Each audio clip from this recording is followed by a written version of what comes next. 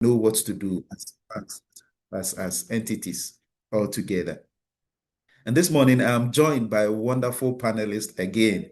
And I have with me here the very first person and the leader of the Deloitte Ghana Assurance Service Line in the person of Dr. Kwabena Entwisitu, who is a DBA, an FCA, an FCCA, and a BA qualified.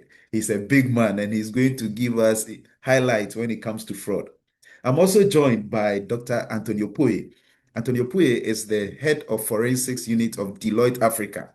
So we also hear from the African perspective what is happening in terms of fraud. And I'm joined by a wonderful person in the person of Charlotte Forsen Abbey. She is the financial services leader of Deloitte Ghana. She's also going to bring us her insight. I'm also joined by the Central Bank in the person of Eric Cabello. He's also going to give us wonderful insights. In fact, the Bank of Ghana has issued a report and they are also going to give us insight into that report, and then we will take it from there. And then I have the Banking College or the Institute of Bankers also with us in the person of Patrick Ban Abankwa. He's also going to give us his insight when it comes to fraud in the banking industry. So please relax and then take it easy with us this morning. You are going to enjoy the discussions. But before we proceed, a few housekeeping rules. There will be time for questions and answers. And when that time is up, please, you'll be allowed to unmute your mics and then you can talk. But if you want to talk, please raise your hand. If in the course of the discussions you want to ask a question, you are welcome to also put them in the chat box so that you don't forget. That is, if you don't have a notepad by you to write it down, so that we can address all your questions. And so those are the few ones that we thought we should share with you. But then, before we go, we would invite Dr. Kwabena Entwisitu, DBA, FCA, FCCA, and BA to give us his opening remarks. So, Dr. Situ, if you can hear me. Richard, thank you very much. And thanks for all those. Yeah. So let me just go straight on and say thank you very much, and also acknowledge our country managing partner for giving us the opportunity to actually have this webinar. Daniel Owusu, thank you very much. That's our country managing partner. So, Richard, a lot is happening within the space, and I think it has come to the time or to the point where we will probably need to find a way to live with these fraudsters and make their work difficult. Yes. Because if you look at the 2024 fraud reports by Bank of Ghana, issued by Bank of Ghana, I think Caleb will throw more light on it. But just to give some insight, and you will realize that the issue is getting worse by the day. You look at it for 2024 alone, Richard, for 2024 alone, yes, you realize that the total fraud cases per the report issued by Bank of Ghana is around 16,733. Wow. Which is a 5% increase from that of 2023. So it means it is not getting better, it's getting worse by the day. Now, looking at those number of fraud cases that has happened in 2024, it puts the total value at risk almost to 100 million Ghana cedi. 100 million Ghana cedi. And Richard, the 100 million Ghana cedi is also an increase of 13% from that of 2023. So it means the issues are getting worse by the day. Now, if you look at the report again, there were certain types of fraud rates that were highlighted, and the details will be discussed in this webinar. We are looking at forgery. Forgery is one of the main fraud types that is happening within the banking sector. That is document manipulation. Identity theft is also another. That is impersonation. ATM, POS, and card fraud is also another. E-money fraud. And you just mentioned a case of a national service person that was able to do that. Remittance fraud is also another. So these are the various types of fraud, that we are faced with. Now, Richard, to even mention and to even make the issue serious, more serious is the fact that you will get staff within the banking sector also involved. Richard, you look at the statistics in the 2024 report, the number of staff, the banking staff involved in the fraud. Richard, guess what? Talk to us. 365. Wow. 365. It means that every day of the year, one staff to one fraud. Yeah. 365. 365. So very, very, and this is an increase of about 33%. 33%. So there are a lot of things going on. Now, you look at all this, the question is, what is the impact of this fraud on the banking industry? Now, you can classify the impact into three, right? You have the direct financial impact, you have the reputational or trust impact, and then you have the operational and economic impact. And I'm sure that Caleb will throw more light on some of these impacts when it comes to fraud. So, Richard, a lot is happening. And as I said at the beginning, we have come, in fact, we should accept that they are with us always. What do? We need to now make it difficult. We need to make their work difficult and see how we can minimize them. We cannot eliminate it totally, but we can find a way to minimize, and we can also find a way to prevent, and we can also find a way to detect. So I think those are my few introductory remarks, and I hope that the various people that have joined us will also contribute to this discussion, because it is a topical issue and we are losing money because of that. So thank you very much, and yeah, I'll be with you Now, throughout the thank you discussion. so much, Dr. Situ. It looks like what is happening is very critical, because for what you just said, you made us aware that almost about 365 people are involved, which means on the average, on a daily basis, in a particular bank, somebody is committing It's fraud one to somewhere. one. Well, It's one so, to and I'm one. sure we have bankers amongst us, and I'm not sure they can allude to that. But before we go into the questions and maybe ask some of the bankers to confirm to us, let's hear from the central bank. So Eric, you are welcome to joining us this morning. We want to hear from the central bank's perspective from the reports that you have issued. What is happening? Can you give us the overview from the report? Okay, thank you very much. The fraud landscape over the period of 5 years, we've seen new typologies emerging almost every year. Now, when we go back to about 2020, 2021, we saw a high rise in card and POS fraud. This was largely driven by the card not present fraud. And we can attribute that to the period of COVID, where most victims had unknowingly exposed their card details to unauthorized websites, enabling the fraudsters to harvest their data. Now, in 2022, we saw a surge in forgery and manipulation of documents. This period also coincided with the widespread social engineering schemes of fraudsters exploiting the usage of the Ghana card linkage exercise. Many unsuspecting customers were deceived into linking their accounts through fraudulent channels with a Ghana card. Wow.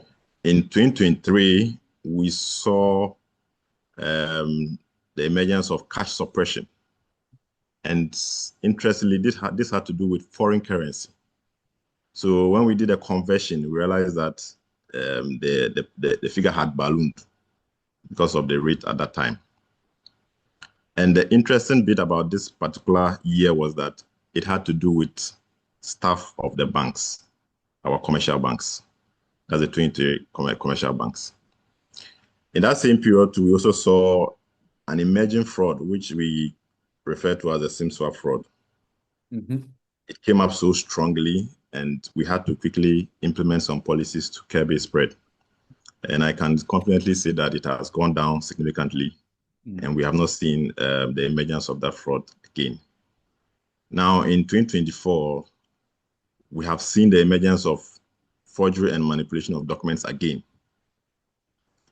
But what I can say is that it's just one single transaction, which pushed the figure to 53 million Ghana cedis in loss. And this was basically attributed to inadequate due diligence on the part of staff of a bank. And this led to that rise. In addition to this, we also see, when we come to the numbers, we see a rise in card and POS fraud again in the banking sector. Now, across the industry, if we look at the report, what we usually do is that we segregate the report. So we have the banks, the banking sector, that is the commercial banks, and then we have the other industry, that's the lower tier, which includes the savings and loans, the rural banks, the microfinance, etc. So when you look at the banking sector, we usually have a lot of fraud in the digital space. And then when it comes to the other lower tier, we have cash suppression and then lending related. Now, the threats of the fraud, we have internal and external threats. The external, we know, comes from people from outside the banking space. Now, as Dr. Situ mentioned, the most difficult and persistent one is the internal threat. That is the staff of the banks. Now, staff have access to systems and processes and are able to manipulate records, suppress transactions, and also cover up traces of fraud, making it difficult to detect. And the most challenging one is when there's a collusion. The bank operations manager or branch manager is in collusion with a teller or other staff. Then it becomes difficult to really detect, because they exploit the loopholes and then they conceal their actions. So far, this is what the 2024 report has come out with. And as Dr. Situ mentioned, we have other areas that also recorded high value at risk. And so we had to quickly put in some recommendations, and especially with the area of staff involvement. And it's something that we are working on. We are coming out with some policies, and I believe by the close of the year, these policies will be made known to the industry. Thank you. All right. Wonderful, wonderful. In fact, I was tempted to ask you for some of the recommendations, but because it's going to come up, I would leave you to that one. It means that we are not so safe with our banks. Would you confirm this? Because if these are the issues that are happening, and particularly I picked up the issue with the Ghana card. Now it's become the sole means of our dealings in the banks. And almost everywhere you go, someone will say you have to show it before anything gets happen. Eric, let me just ask around this Ghana card issue. How should we go protected on the Ghana card issue? That's a good question. The Ghana card issue, now we are supposed to have our Ghana card as a biometric instrument. And so if we are supposed to link our Ghana cards to our accounts, that should be done using the right channels, and that should be done at the banking halls.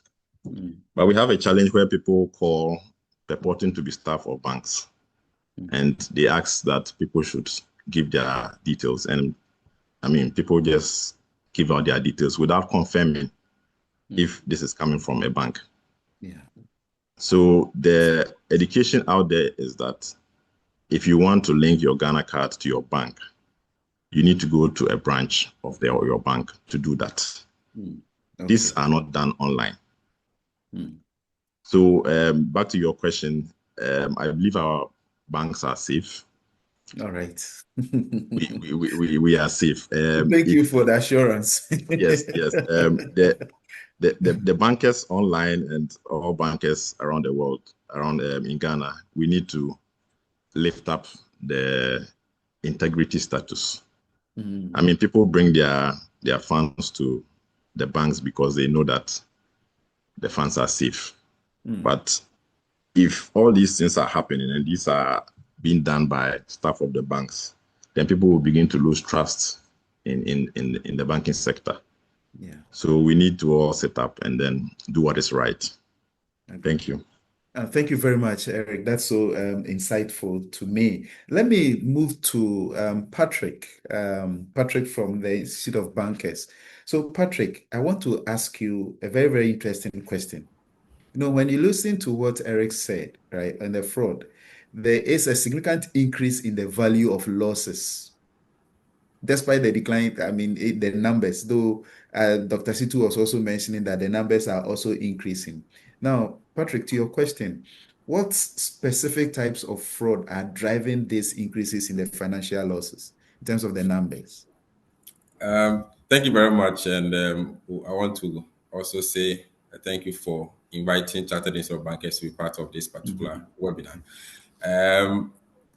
The Bank of Ghana fraud reports that we are discussing, which is the 2024 fraud report, for me highlights a bit of a paradox in the sense that we see fewer attempted fraud cases, yet there's a sharp increase in the value of losses. And for me, these are challenges that we are facing.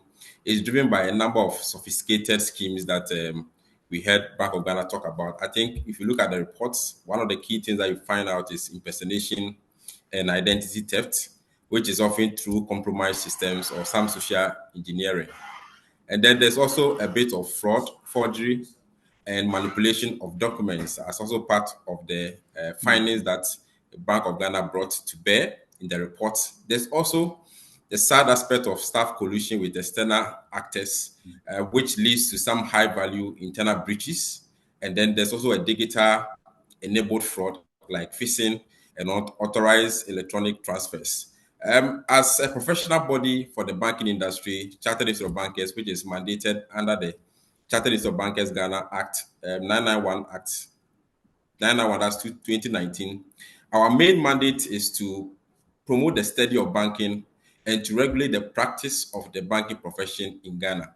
Now, one may ask, how have we responded to all these issues that are happening within the industry? First of all, we have our ethics and professionalism models within our redesigned Chartered Banker Qualification Program, which started last year, 2024. And if you look at the new qualification or the new program, we have ethics being integrated into a number of models, especially if you look at the digital fraud prevention, cybersecurity awareness, and ethical decision making. We have this running through a number of models within our curriculum, which is a way to up the attention that we need for some of these engagements. Again, we have in the last 2 years extensively organized commercial training programs on cybersecurity, fraud prevention masterclass, risk management using AI, which gives for us practitioners enhanced tools to be able to detect and be able to mitigate the risks that we find within this space. And we also do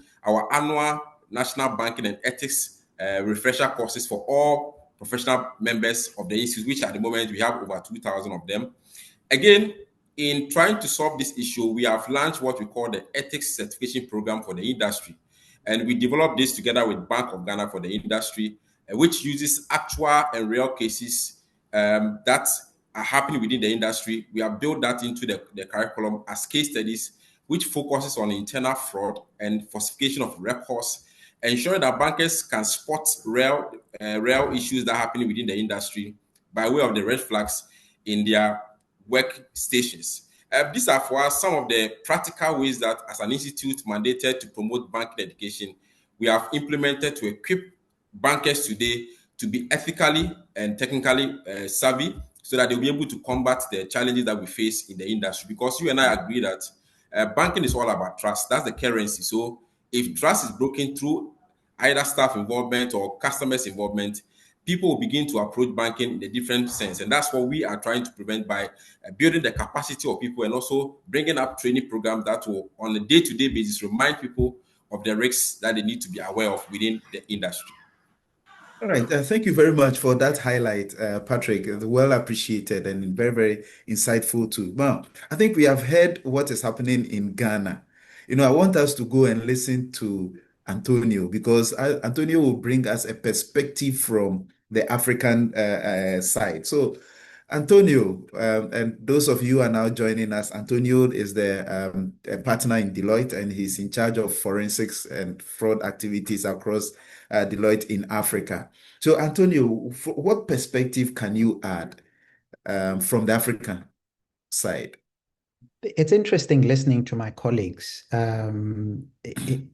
What's been described in the context of Ghana is certainly what we see play out across Africa. As you know, we operate southern, eastern, and western, and we get to see these things on a daily basis. So if I look at the general themes that have come from my colleagues, that have spoken, Dr. Situ, Eric, and Patrick, is social engineering is certainly something that remains an issue. Banking customers suffer at different levels with this level of putting pressure in a creative way to solicit information. And certainly forgery remains a problem across the board, document manipulation and what Patrick spoke to, the use of technology in one way or the other. So that is a problem. I think what we need to remember is we're dealing with the same frauds in principle. It's just the means of committing the means to an end change. So whereas in the past we would forge a physical document, now we're forging an electronic document, but forgery is forgery. And I go back to a point that Dr. Situ made, that we need to make fraudsters' lives difficult. I agree 100%. My observation, Richard, has been that there's one thing that fraudsters do really, really well, which we as industry seem to be struggling with. And that's the element of collaboration and sharing of information. Fraudsters do this very well. They're collaborating, they're sharing information, they're creating awareness, they're training each other. They use the same modus operandi in Ghana. And when Ghana wakes up and educates its people, they go to Kenya. So because we're not speaking even within the continent. So there needs to be more of this level of collaboration. We certainly have a lot to learn as industry and players on the continent in the banking sector to get this right. But I suppose an angle that's not been discussed, which I could touch on, is the rise that we see globally, and I'll bring it to Africa. The rise that we see in cyber fraud, period. Right? This is a global problem. Now, when you bring it on the continent and within the sector, banking, this rise from a cyber fraud perspective speaks to the influence or impact of AI in banking and in banking related frauds. So if I talk of social engineering and impersonation in the traditional sense, AI now brings this problem of deep fakes. We now have to deal with deep fakes as banks in detection and prevention. But we also need to now go back to the customers and say, educate them and create this level of awareness around what these deep fakes are, because they're vulnerable. AI impersonation, we speak of synthetic identities that are being created. I mean, a simple thing, Richard, where over the years we've become accustomed to the use of QR codes to access web links and so forth. It's fashionable, right? But criminals are looking at this and saying, hang on, if everyone is willing to lift that phone and scan a QR, why don't I embed the same thing I used to do as a criminal, broadly speaking, where a criminal says, phishing on an email doesn't work. But hey, maybe I could just slap a QR code and users will be willing to scan this QR code in town, and I can grab them the same way. So yes, we've all known about phishing, but criminals are now saying perhaps I can use quishing, as they call it, with the use of QR code. So it's simple things like that, Richard, where we really need to think out of the box in terms of how do we interact with technology as banks, and how do we educate the public, as it were, to be able to interact with technology in a safe way and be aware of problems that exist. I talk about quishing, but there's also a simple thing that banks across the continent seem to do, which is voice authentication. Um, when you bring in synthetic AI problems, deep fakes, it's video and voice. So all they need, criminals, is a few seconds of my voice as an example, and suddenly they can put a script and speak to a banker and be able to access services, and the biometric would think it's Antonio speaking. So these are problems that we're having, is that there's this broad theme of cyber fraud, which when we bring into the banking sector speaks to AI is driving this at an unprecedented level. And we need to be ready as banks, but also be ready um, as customers in being aware and fluent in the use and detection of this technology. I'll park that for now, and we can perhaps engage later. Thank you. Yeah, I mean it's so interesting, and in fact, when you started mentioning some of these trends, my heart started to beat because you are mentioning about voice authentication. I mean, there's that common QR code that you are scanning, for you think you are scanning something genuine, and then the next moment you are giving all your information out there, etc. And I'm sure we are not alone, especially from the Ghanaian perspective, given this. And I'm sure some of these things are happening out there. And it's good that you're also letting us know, because there are a lot of bankers on the platform, on the webinar, and I'm sure they are taking notes and they would go into looking at this. Now, let me move from you. At least we've heard all the masculine voices. Let's bring in a feminine voice. So, Charlotte, you are the financial services leader. One question that is going on in my mind is, anytime you talk to fraud, one question that people ask is, but where were the auditors? Can I pick your mind on this? Where were you? Because you're an auditor. I'm not an auditor, you are. So where have you been for fraud to be occurring everywhere in the banks? Thank you, Richard, and good morning to everyone once again. Morning. So yes, that's an interesting question. Sometimes when things happen and on the news, then you hear, where were the auditors on the radio stations? Where were the auditors? I cringe, and I'm like, oh my God, there we go again. Yes. So I think that there's actually probably an expectation gap when it comes to the responsibilities of auditors and all of these fraud matters relating to the banks. So the public believes that auditors are responsible for detecting, preventing, and reporting fraud, period. That's what we are supposed to be doing. But as with every other profession, auditors are also bound by certain standards. It is by these standards that we carry out our audit responsibilities.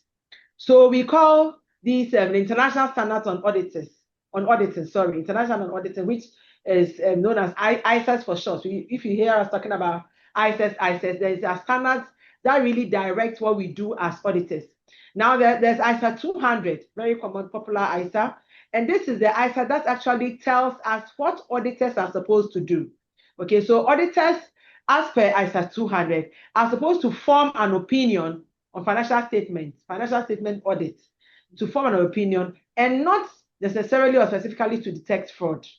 So in carrying this responsibility, detecting fraud could come alongside, but our main responsibility is to ensure that we form an opinion on financial statements and not necessarily specifically to go to do with fraud. So the fact that I'm auditing a bank doesn't mean that I'm going to detect fraud.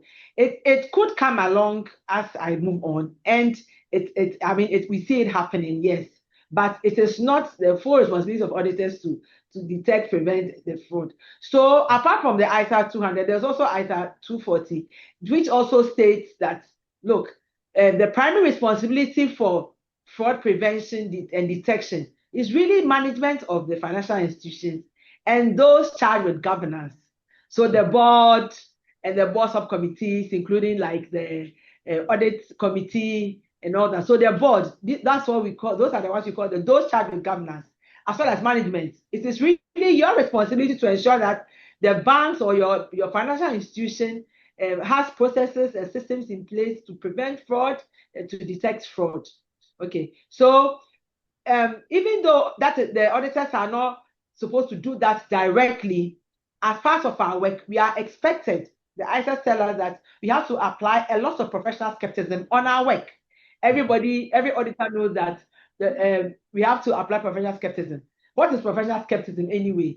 So it's like applying your sixth sense, using the third eye to find out something. We are mandated to do that. That's why I said that in performing our responsibilities as auditors, along the line, we could pick fraud because we also try to design processes to cover that. However, we should know that auditors is not our major responsibility. And Richard, I must also add that talking about auditors, there are different kinds of audits. So what we auditors do, as I mentioned, per ISA 200, is to audit financial statements to form an opinion whether the numbers in there, whether the information, the notes in there give a true and fair view of what happened with the bank. I must say that there are other kinds of audits, like the value for money audit, like performance audits, like forensic audits. And all of these forensic audits, for example, actually zero in to find out more about fraud. So I think that that perspective is very, very important. The expectation of the public and what we really do as auditors. I'll pause here for you. So if I summarize all that you said, Charlotte, you are telling us today that you, as a financial statement auditor, you are not there to detect fraud. So it could come alongside, yes. It could come alongside, yes. Okay. But who would then be the main person to be looking at? Let's just say that the responsibility is on the company, those charged with governance, like you mentioned. But apart from them, does any external person play a role in terms of fraud detection? Yeah, so I think I mentioned, for instance, I mentioned the forensic auditors. Okay. Their work actually zeroes in to find out fraud, irrespective of the amount. So you know that as auditors, for example, we work with materiality. It's one of the one of the things that our standard requires us to do. So I said that along the line we could detect fraud because when we apply materiality, when we apply our risk processes, and even interviewing like the board, management, different people in the organization about fraud, which is actually an integral part of our audit work. We could pick up some of these things and then identify a fraud and communicate and all of that. But the people who actually zero in to find fraud issues are the forensic auditors. All right. Okay. Thank you very much. So now, primary responsibility on the bankers, the directors, and then the executive management or management. And then if they need any support, forensic auditors would have to come in. Okay. Thank you for that, Charlotte. I think you can take a breather and then I'll come back to you. Dr. Situ, I see you popping up. Is there anything you want to add? No, I think Charlotte has said it all. So there's a clear distinction. So they can detect and, pull, the attention of management to that side of their work so that they can do further work.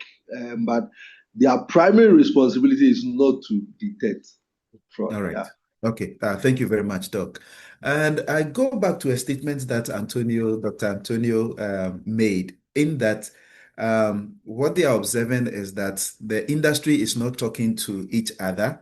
And then as countries, we are also not talking to each other, which talks to the issue of collaboration. And I recall that when we had the section on the insurance fraud last month, a similar issue came up. Now, Eric, let me come back to you because there's something in your report when we looked at your report to say that entities must collaborate, to ensure effective law enforcement agencies and other stakeholders in the events of fraud to ensure perpetrators are apprehended and prosecuted. Eric, are there any challenges banks face in doing this, and how should they mitigate them? Thank you very much.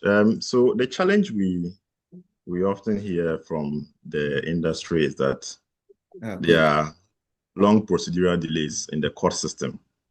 The lengthy processes often cause banks and financial institutions to lose interest in pursuing their cases. But despite these delays, the Bank of Ghana still mandates that all fraud cases should be prosecuted. Since fraud is classified as a predicate offense under AML laws. And over the years, we've seen some successful prosecutions. We've seen the case of Absa Bank, where a contract staff was sentenced to 10 years imprisonment for stealing 1.2 billion.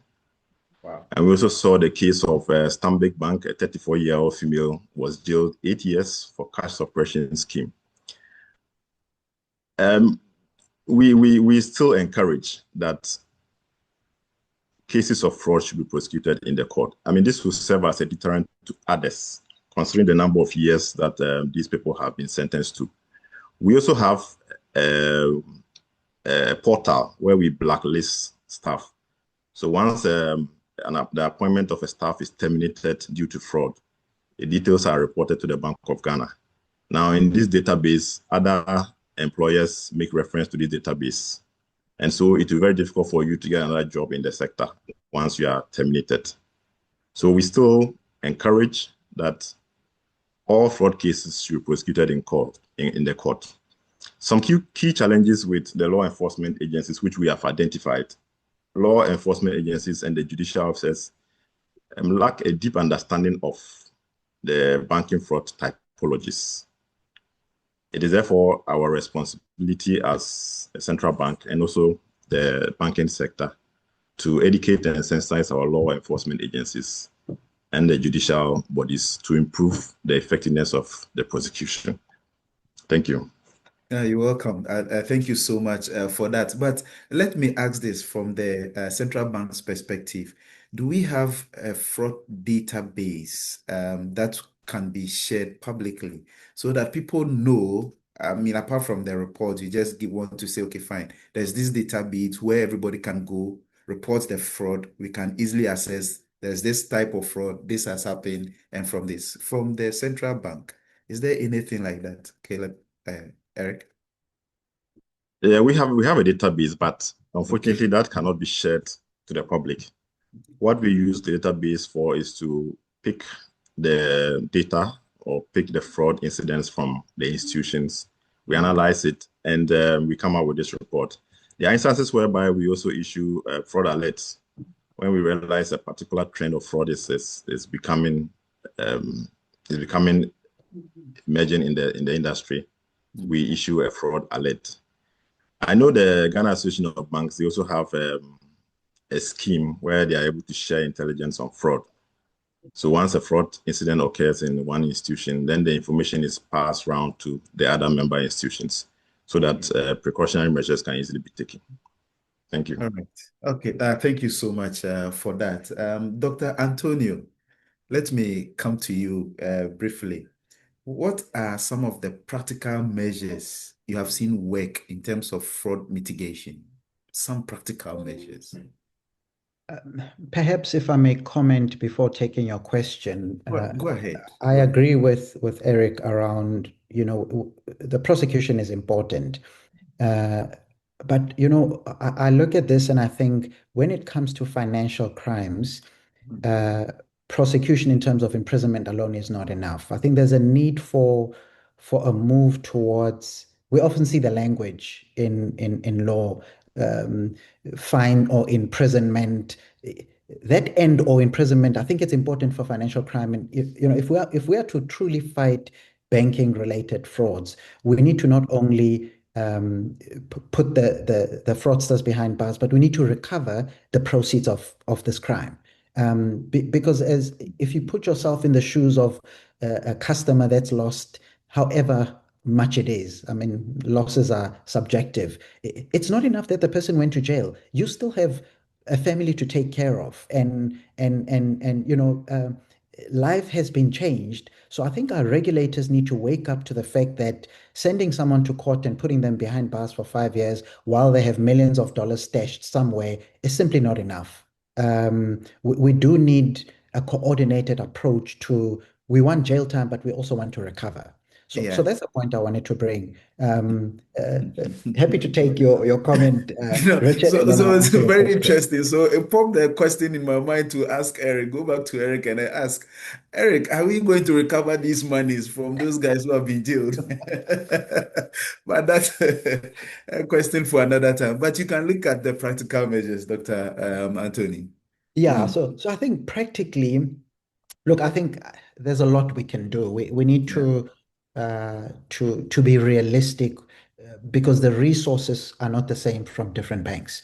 yeah. So one, I think banks on the continent need to think about, why are we so exposed to this level of cybercrime and AI related attacks? Where's the weak point? Is the weak point us as banks? Is the point in our third parties, or is it the customer? Find the weak point and address the weak point. Mm, Generally, I find our banks on the continent are rather secure. The challenges comes in integration points to third parties. So that's just been my observation, is that we want to extend our services as banks, and therefore we rely on third parties for additional things. And the third parties are breached, and suddenly it looks like our banks are a place to stay away from. So I think the third party risk is an important one. It's ongoing. The second issue is insider threat remains an issue. Our people within the banks need to be constantly vetted and checked and educated, and so we do need to address the issue of uh, uh, you know those working within the banks being used or tempted or bribed to facilitate and sort of give information and help fraudsters. And I think there's great ways in which technology can play that space. And then thirdly, I'm adamant that you can never do enough in terms of engaging with the public. And I see banks on the continent make the mistake of saying, I'll send you a message on text as an awareness campaign, or I'll send you an email. And by the way, that's enough. That's not enough. We need to look at awareness from different perspective. As an academic, when I teach, you can't rely on one method of teaching and say all my students are supposed to understand the message because I delivered the message. No, find creative ways to get to the customer. Yes, use text, use email, or in broadly speaking, use digital means. But go ahead and stand in front of the customer. Some customers need to interface with a person one on one. I'm inspired by the work that the Security and Exchange Commission in Nigeria does, where the commissioner walks the markets, walks the floors in the markets on the ground with posters, engaging with people. Now, this is a commissioner. He could decide to sit back and say, I'll send an email. But he's seen the need to be on the ground to say, here's a poster. Do you understand what the new, say, investment and security ISA 2025 law says? So we need to, I'm not saying all bankers and CEOs must be on the ground, but great if they can be, walk the floors of their own companies and not sit in on the top floors and talk to customers. So we do need to engage with the public in a more authentic way, beyond just some generic email that says, hey, we're limiting our liability by communicating this to you. If you click this button, it's your loss. It's not on us. We really need, as bankers, to commit, to put skin in the game and engage with our people. Thanks. Yeah. Thank you very much, Doc. Especially we are in a world where everybody wants to sit in or lie on their bed or be in their halls and couches and then be banking on their phones, etc. But I think that personal touch thing is very important, at least so that you know and you have a feel of what your customers are also going through, etc. So thank you for that. I wrote something when Patrick, you were giving your submission, that you were training your people when it comes to ethics and etc. And I wrote something very interesting to say that ethics is the practice of the person who chooses.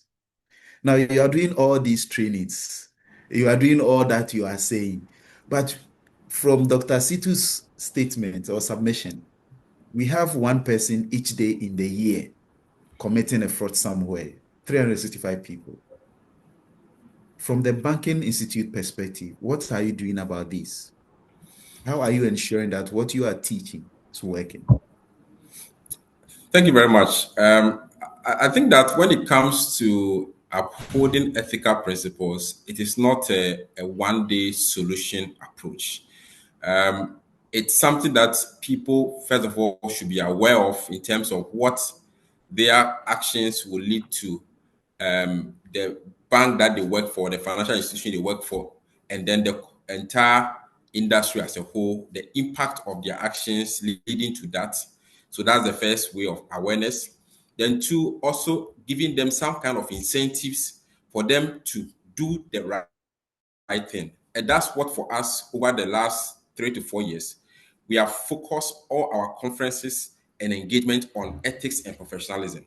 And as I said in my earlier submission, that together with Bank of Ghana, what we are doing is to expand the knowledge of ethics with practical real-time lessons for everyone who works within the banking industry. So in 2023, we launched the ethics education program with Bank of Ghana. And what we have done is that for the last 2 years of this particular initiative, we have been able to train over 13,000 staff of banks across 14 institutions. What it means is that around 13,000 people working in the industry are on a constant basis being aware of what is happening within the industry. And the good thing about this ethics certification program is that it's not just a one-off program. It's an annual recertification program where the feedback, real-time lessons, dangers that are happening within the industry, we have turned them into case studies for staff to go through. And that becomes part of their appraisal in the various banks. And for us as an institute, we also have our own members that have to also go through the ethics certification program as a way of being a refresher every year. And it forms part of their standing to become a member in good standing. So for us, that's the approach. Again, we have also targeted the young people. So we all know that today we have people working in the banking industry. Tomorrow, the next 5 years, we have people coming from the university to join them. And these are also another way to touch them, let them know what it is for them to be aware of ethical principles before they get into even the mainstream bank. And that's why this year we started the National Banking and Ethics Challenge, which is targeted at university students, those in the banking and finance department, to walk them through a challenge which hinges on ethical principles. And we did that on the 28th of May this year. We are hoping that every year we are going to have that particular challenge. And the focal point of that particular challenge is that young people will begin to know the essence of ethics in the industry that we find ourselves. Because as I said earlier on, the industry is built on trust. So that is also another initiative that we are doing to build up on that. In addition to our national banking conference, which is every year now focused on ethics. And periodically, we also go to these banks to engage with the banks through their HRs, through their managing directors, to let them know the importance of ethics along the line. At the institutional level or the CIB level, when a member also goes through any of these disciplinary actions, the bank sends their details to us as an institute, those who are chartered bankers, and we take them through disciplinary actions to ensure that that becomes a deterrent to other professional members. If it gets to a point where we need to expound or cancel their name from our membership base, based on the gravity of the offense, we do that, and that's also something that members are aware of. So for us, we are not seeing the fight against some of these things as a one spot action. We are doing it from every action and also engaging the banks so that the banks will also be advising their clients. Sometimes the clients also find themselves in this challenge because of not being aware. And I'm happy with what Doc said about touching base, going into the ground for people to understand the essence of what they need to do concerning the digital platform that we are on. And if you study the last 4 or 5 years of the banking fraud report, we realized that the advent of digital platform has actually escalated the number of fraud within the industry, because now people do not want to go to the banking hub. They want to do everything online. And that is where, if care is not taken and they are not advised well, we get to see some of this fraud going up in terms of the cases. All right. Now, thank you very much. That's very, very insightful. So at least there's something that you are doing from your side, and it's well commended. And I pray and trust that the bankers would also support in what you are doing. From the Bank of Ghana perspective, Eric, what is happening? What is the way forward from the Bank of Ghana's perspective? That's in terms of fraud assessment. Is there anything the BOG is doing that bankers should be aware of? Thank you. So as I mentioned, Bank of Ghana is coming up with some policies to help reduce the numbers. I think you are pushing me, so I have to mention one of the policies that we are coming up with. So as part of our review of the AML guideline, we are going to insist on mandatory lifestyle audit of staff. Okay. Now, we realize that because of the emergence of staff involvement in fraud, there's a need to look at the declared income levels of staff and align it to their lifestyle. When we see that there's a difference in their lifestyle as compared to their income, then it becomes a red flag for us to look at and then quickly investigate these staff. We also want to strengthen internal audit and compliance functions. Our internal audit and compliance functions are supposed to be independent so that they can effectively carry out their work. And they must be able to build their capacity to be able to use the forensic tools to uncover insider-related irregularities. We also coming up with some policies to make sure that banks and then other financial institutions invest heavily in anti-fraud technology and monitoring tools. This is something that can help to minimize the impact of fraud. We cannot stop the fraudsters from carrying out their schemes, but what we can do is to minimize the impact. So whenever they carry out their scheme, our tools should be able to minimize the impact so that we don't get a lot of losses. We also encourage customer sensitization, as the former speaker mentioned. Our customers need to be educated or need to be sensitized, because if they become the weakest link, then it becomes easy for the fraudsters to carry out their schemes. Also, the culture of integrity. Banking is based on trust, and institutions must promote ethics and accountability so that staff should be able to understand their actions and that whatever they do will impact their institutions. We have some cases in the US where 3 banks were sued by the Consumer Financial Protection Bureau to the tune of $870 million for their alleged failure to protect consumers from fraudulent transactions. So it is a responsibility of the banks and then the other financial institutions to ensure that the consumers are protected so that they don't lose their funds. Thank you. All right. Thank you very much. And let me pick a similar question to the auditor. And Charlotte, if you can hear me, if you are here with us, as an auditor and from your point of view, I mean, what are some of the ways banks can do to reduce fraud? Thanks again, Richard. So, like I said, that the ISA 200, 240 request that those charged with governance and management should be responsible for ensuring that fraudulent situations are not prevalent in the banks. But I'll also say that, you see, most banks, I mean, as per the Bank of Ghana or the regulators' requirements and all of that, all of that. We are expected to have the board and all of these structures in place. But are they really working as they should? So it is important that we don't have the structures in place just for having purposes or just to tick the box with a regulator. But they must actually work and ensure that all of the required provisions that are expected to be in place are there. One of the main things that can be strengthened in a banking environment is ensuring that internal controls are working effectively. And we know that these are the processes that are to help the institutions to prevent or even detect the fraud.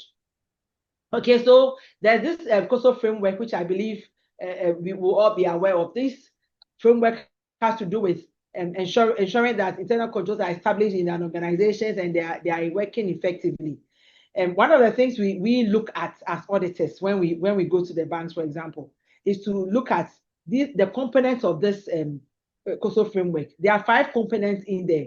This is where we talk about the control environment, the risk assessment, information systems and communication systems in place at the institution.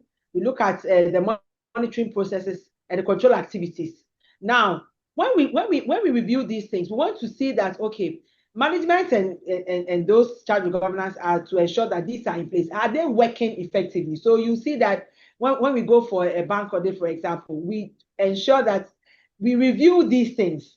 So in my earlier submission, I said that even though our primary responsibility is not to detect fraud, we also believe that they are there, they can happen. So our processes, audit processes are designed to ensure that we look at some of these things. So for example, let me take a control environment. One of the things we look out for is that what is the management style of the bank? Are they working effectively? Do we see evidence of the work? So we look at things like reviewing board minutes from the meetings, management meetings. How often do they meet? We look at recruitment processes of a bank, for example. How are they ensuring that they are even recruiting the right caliber of staff? Do they have the right qualifications and experience to manage the processes or the work that they do there? So these are things that we look at, and so they must be strengthened to ensure that they are working effectively. When we take things like the monitoring activities, so the bank is supposed to have internal audits. The bank is supposed to have internal controls. Are they working effectively? Is internal control doing the work that it's supposed to do, or internal control and internal audits are doing the same things? We look out for all these things. The internal audits, the head of internal audits, does he have the right caliber of staff to do the work? And is he or she working effectively? What is the reporting channel? Does he or she report to the CEO and doesn't have access to the board or to the audit committee to even make his presentations? What is the program they are looking at? Are they carrying out their work? What happens to recommendations? Even recommendations from auditors, the external auditors. Is it that we just give them to management and we leave it? We are expected to present these recommendations or the findings, what we call the management letter, the findings to the board, to the audit committee. Are they implementing them? In the subsequent year, when we go for the audit, or even when a new auditor comes on board, we are expected to even find out the status of the recommendations that were made in the previous year and whether they have been addressed or the level of addressing that has been done. So all of these things are things that will actually help to ensure that the structures are working and we are complying with what the regulators require. So it's not a matter of just having them. When we talk about control activities, when we review control activities, is segregation of duty even prevalent in the bank? Is it happening? So when auditors come and you're asking these questions, you should know that it is all part of our way of ensuring that incidents of fraud is minimized. It's our way of ensuring that the organs are working as they should and all of that. I don't know whether this is okay. If you want me So to I'm add, tempted to say that all the participants should contact you so that you educate people individually. So this is free consultation I'm giving you. So banks, thank you. CFOs, and directors, please contact Charlotte. She will give you more on the COSO framework. And we want to go to the chat box. I see there are a lot of questions. Jad, Before before then, probably you go okay, there, Dr. just Shito to was going to say call you. just to say something quick, I think Charlotte Yeah. has really presented a very nice position on this. And Yeah. as you said, they should contact her because, in fact, she has more filler to share.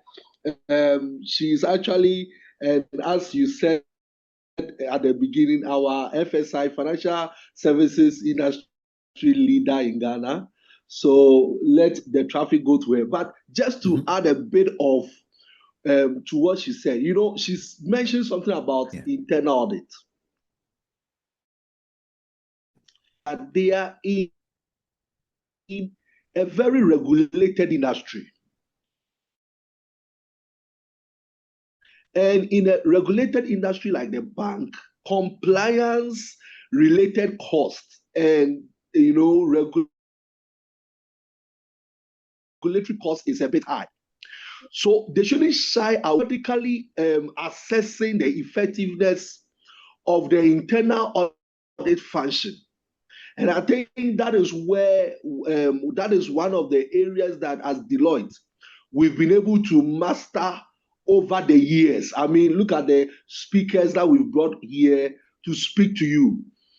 Antonio, very experienced, Charlotte, yourself, myself. So we have the resources to be able to help banks to independently assess periodically the effectiveness of their internal audit function. They shouldn't shy away from it. And we also do what we call the co-sourcing, where we team up with your internal audit team to, work together. And it brings a lot of fresh perspective to the work they are doing. So they shouldn't shy away from the cost. They are in a regulated environment already, and regulatory cost is high. If you can't survive that environment, you shouldn't be there because the regulatory cost is high. Yeah. Well, So thank you. thank you very much. Thank Yeah. you, Dr. Situ, for that marketing gist. But let's go to the participants. There are a lot of questions that we want to go through. We look forward for people to people calling us. So, first question from Isaac Hagan. He's asking, what actions have been taken against the banking staff involving? So, I think this was answered. They have been jailed, and I'm sure the process of recoveries will also follow suit. So, Frank is asking. He's saying organizations need to resource the fraud units with certified professionals to play the role of fraud prevention and detection, with fraud awareness and education playing an important role. This is quite true, very, very, very true, Frank. Thank you for that. Then we have Dennis also saying, and I think this one would go to Eric, using the mode of press release by BOG is more reactionary. I want to find out if the portal could be made available so the public is aware before anyone falls victim and a trend is created before a press release. So, Eric, any reaction to that one? So that's what I mentioned earlier, that Yeah. the banks are supposed to ensure that they sensitize the public. So once they realize a particular trend of fraud is coming up, they need to quickly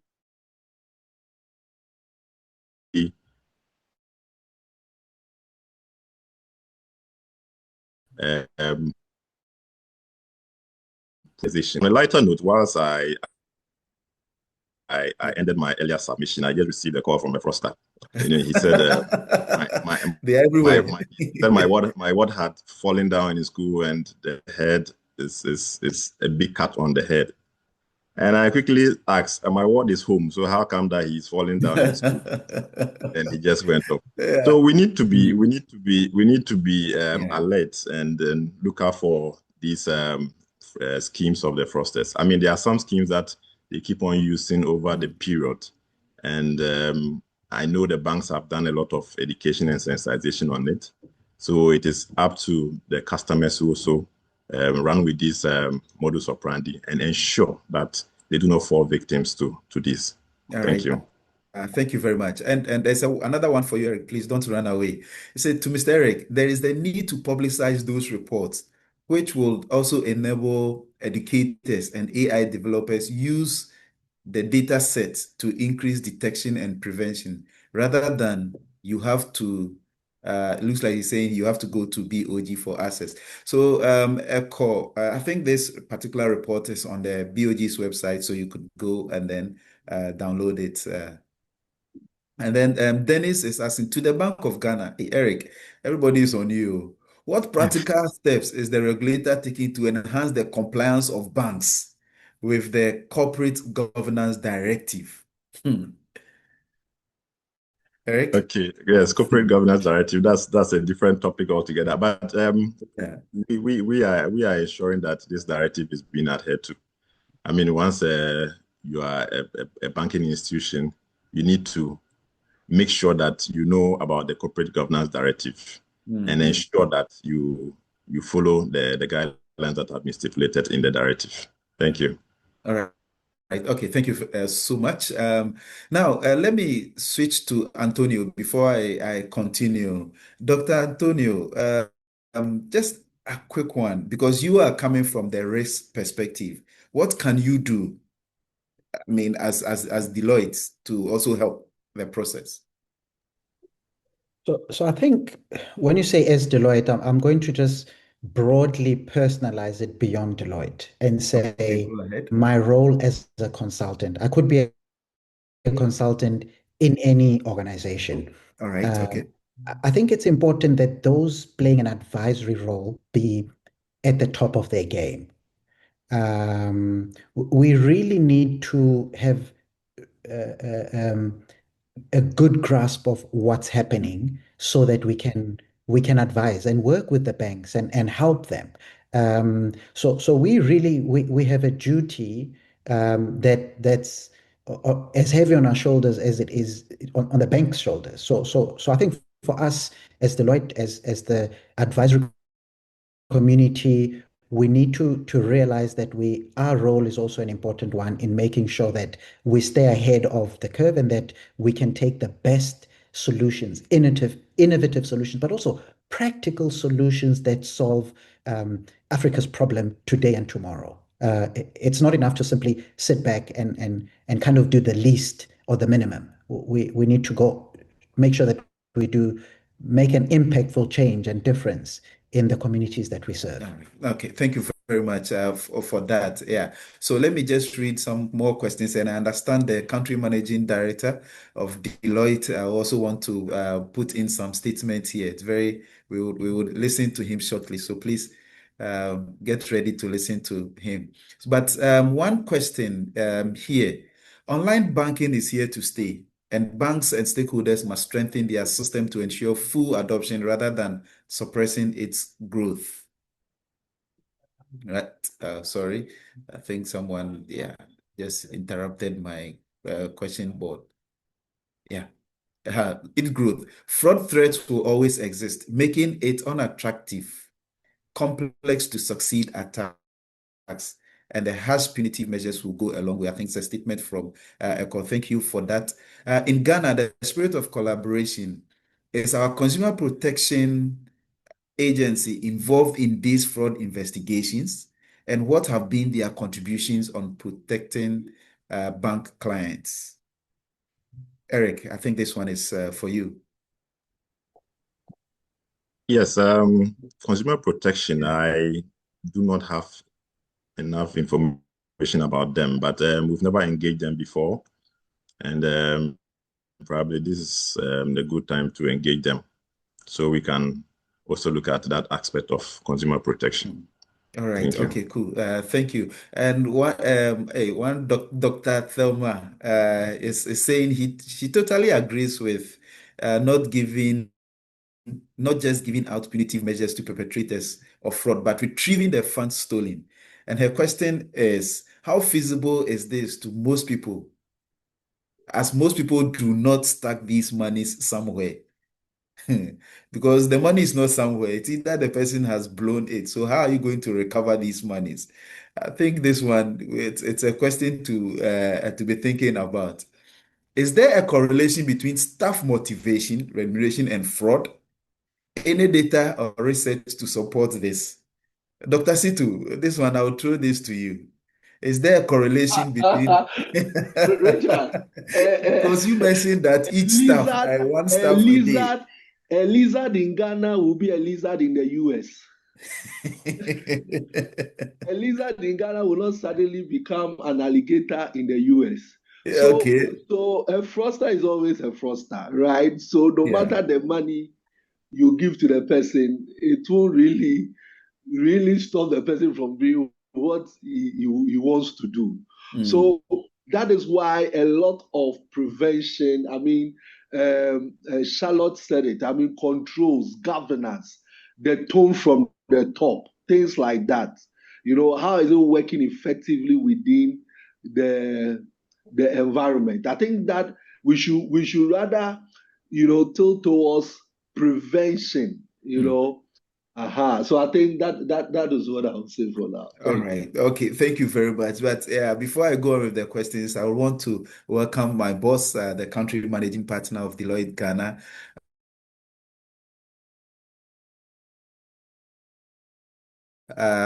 Boss, please, you're welcome. Okay, good morning, Richard, and good morning, everyone on the program. I think I've been following the discussions with a lot of excitement and some of the comments that have come through. I followed from Antonio to Charlotte to Dr. Situ and the BOG team, and some of them appear to be very alarming. When we hear some of the things that people are doing, and the fraudsters are trying to be ahead of us in the curve. And just as Antonio also said, I think each and every one of us have a role to play, and we have a duty to stop this. And I think for me, that is where my interest is. How do we prevent and how do we make it difficult and impossible for these fraudsters to have their way? And I think that is where we come in as professionals.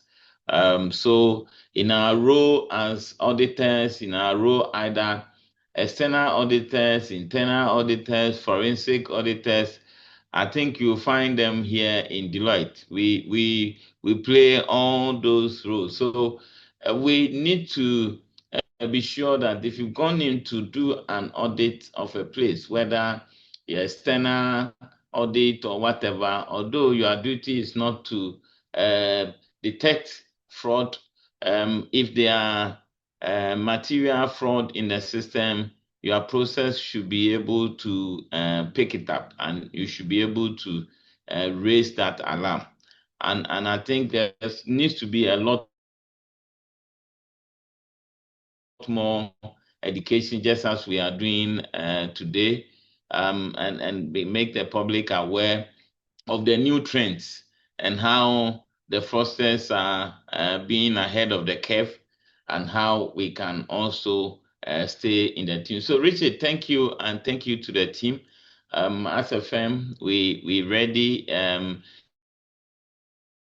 Wants to work with us to improve this awareness or to do assessment of their processes. Our doors are open from external to internal audit to forensic audit. We are ready. Thank you. Thank you very much. Yes, indeed, Deloitte is forever ready to assist banks and all entities when it comes to fraud prevention, and even if it happens, the detection and then dealing with it thereof. So, listeners, there are a lot of questions here. We have about over 500 people on this webinar, and I'm sure everybody is interested in what is happening, and it's all about us, because myself, yourselves, wherever you find yourself, you have some amount of your money sitting in the bank. Lots of questions. We'll try and then address all of them. Okay, my producer is telling me people want to speak. So if anybody wants to speak, maybe you have some 30 seconds, then we'll take the final words of the panel, and then we can end, because we are also running with time. So then Who wants to go first? Is anybody going to say something? Let's listen to them. Yeah, Richard, Yes. can you hear me? Yeah. Yes, Kofi. Okay, Kofi, I All can right. hear you, please. Yes. Thank you. And thanks to the panelists and of course the host and participants for being part of this insightful session. I think the comment I want to make, it's an area that is of very important consideration for banks.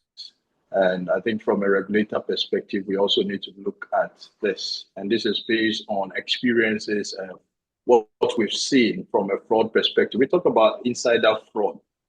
But one thing we've seen is that in most cases, if you observe some of the insider fraud that has happened, the staff members that are perhaps part who orchestrate this fraud are people within the banks, naturally those we call the casual or contract staff, who have been assigned to undertaking essential and a very important task within the organization, within operations. And yet they don't seem to be getting the right remuneration or sometimes even the what you call recognition. And so they spend more time. And in fraud, we need to talk about rationalization. So they always have the opportunity to rationalize. And because we don't invest so much in these people, they become the vulnerable team within the organization for which fraudsters target. And in most cases, we've seen even fraud within the banks where national service people were the ones who orchestrated the fraud within the institutions. So I think one of the major things in preventing this is that as part of our fraud risk assessment, we need to understand and evaluate key processes within the banks, which are of significant importance and high risk areas, and ensure that the control processes beyond just the preventive control process that we put in place, beyond just the system, also ensures that you have the right people with the right attitude, of course, with the right background checks and stuff, before we authorize those individuals to undertake those functions. I think it's very important that we consider that. And from a regulator perspective, I think the regulator can also be looking at this and asking the banks to submit the outcome of their fraud risk assessment, especially within the key processes and actions that they put in place to ensuring that they can manage fraud within those space, so that it becomes a preventive measures rather than when it happens and they are coming about the reactive approach on how they can prevent it from occurring next time. Thank you. Thank you very much, Kofi. So, participants, Kofi is a partner also in Deloitte, and he also is in charge of the risk and governance team in Deloitte. So, you're also welcome to contact him when you need any information on fraud and risk. Yeah. So, I'll take two questions and then I'll take the panel's closing remarks. So, first question, and maybe Eric, this will go to you. Does the BOG or the central bank have any directive when it comes to forensic audits for banks to go through forensic audits? Thank you very much. We do not have any directive for forensic audit, but as part of the investigation process. Now, what we usually say is that in our directive to the banks, we say when a fraud incident occurs, you are supposed to file an incident report to us. Okay. Then the investigation team is supposed to carry out a full-scale investigation of the incident. And in carrying out this investigation, it can include forensic audit, so that you get to the bottom of the cause of the fraud, and then that report can be submitted to the Bank of Ghana. Now, these investigation reports also help us to be able to come up with some policies that will be able to guide or regulate the sector. So these are directives that we have issued to the industry, and the banks are usually complying with this directive. And this is what helps us to be able to put the annual fraud report together. Internally, we also have what we do, the half-year fraud report, which we usually do. But this is something we share with our management. And in that report, we usually propose certain measures for management's decision and then for implementation. Thank you. Okay, thank you very much. I see Patrick's hand up. Patrick? Yes, thank you, Mom. I just wanted to add something to the discussion we are having in terms of the fraud and its impact on the industry. For us, we see fraud discussions as very core to what we do as a banking industry because it boils down to the sustainability of the industry. If we are not able to manage some of these risks through the controls and the measures that we've all shared on this platform, it means that the industry's sustainability is in question. And that means that if people are beginning to see that, okay, the industry that hitherto was quite safe, sound, for us, it's no more the case because of one technology to the other digital platform or whatever challenge that we are facing, then people begin to move away from the industry. And that means that eventually this industry is going to crash at some point in time. So for us, we are encouraging everybody, including those in the industry, that as much as possible, people should be able to be ethically right through the controls that have been set aside, through capacity building, like what we do as an institute. We have ESG certification program running. We have the ethics certification program running. These are all things to build capacity and ensure that the sustainability of this particular industry is something that we are all protecting as a whole. So that's just the addition I wanted to give at this point. Thank you so much. I think my time is out, but let me take the final words of the of you, the panel. Maybe let me start with the ladies. So Charlotte, what will be your final words? Thank you very much, Richard. So yes, this fraud and all of its issues is a collective responsibility of all of us, both those charged with governance, management, and auditors, and everybody, the regulator and all. We should all have it in our mind to ensure that we work to ensure that it's minimized. So when, for instance, auditors come and we are asking questions, we are talking to the board, we talk to even management, we even talk to, you could even find us talking to the ordinary cleaner or even a driver, anybody at all, in a bid to ensure that if there was any fraud or there are even instances where people are made to do fraudulent things, we try to uncover them. Let's have it in our mind to work to ensure that this is cut down. If we can't get it off entirely, at least so that our monies and our finances will be safe. Thank you. All right, thank you, Eric. I'll come to you. Okay, thank you. I just want to encourage my colleagues in the banking sector. I mean, let's live within our means. The fraud which is being perpetrated by staff is becoming an issue, which is not in good taste. And so my colleagues from the industry, we should all know that we are in an era of technology. Whatever you do today, tomorrow you'll be caught. So we should all ensure that we live within our means and desist from undertaking fraud within our industry. Thank you. You're welcome. Patrick. Patrick, that was your final words. No, so just Okay, by way of my final words, I would say that CIB Ghana is committed to shaping the generation of bankers for whom integrity for us is their first line of defense against fraud. This long-term aspiration of the institute is to get everybody working within the banking industry to be members of the institute, and that will help us to streamline the conduct within one unified code. Suspensions and industry ban staff will now be something that will be running through every person within the industry. So for us, we continue to support Bank of Ghana in the fight against people who are who find themselves within the unethical path. And for that matter, if they are taken out of the industry, it continues to build the capacity and the trust within the industry. So that would be my final words on this particular point. All right. Okay. Thank you. And from the Africa perspective, Dr. Antonio.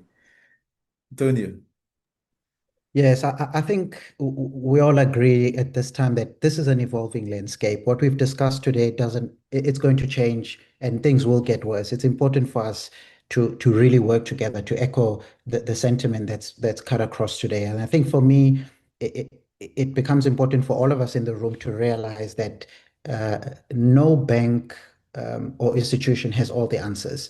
all the solutions or resources. As Deloitte, we bring some of these expertise. The regulators bring a different perspective. The different banks have different strengths in combating this. So working together and collaborating and bringing in subject matter expertise to help solve these problems becomes of critical importance. Thank you. Thank you. Last words from Dr. Kabnasitu. DBA, FCCA, FCA, and BA. Richard, thanks. Thanks. I think for me, we need to go back to the basis. And I think, in going back to the basis, then our minds are drawn into the components of fraud triangle. And I think it's very important.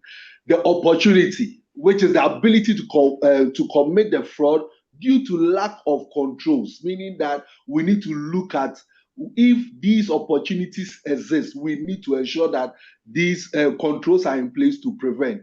Incentive, the pressure, the motivation, okay, that drives someone to commit the fraud.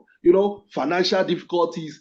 Let's see how we can curtail that. And I think Kofi mentioned the issue of rationalization. So it's very, very important that we go to these bases and see how we can prevent these things from happening.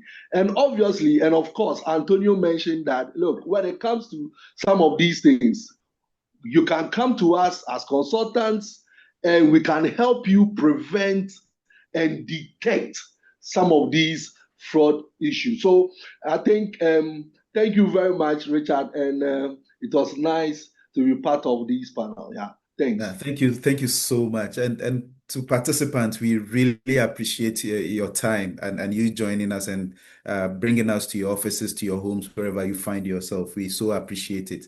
So all questions that have not been answered, we'll collate all of them, answer them, and then share with everyone on this webinar. And then also we also have the YouTube handle. The links will also be shared. Those who are asking for the recordings. What it means that if you missed anything, you can go back and then replay and then listen to the webinar again for yourself.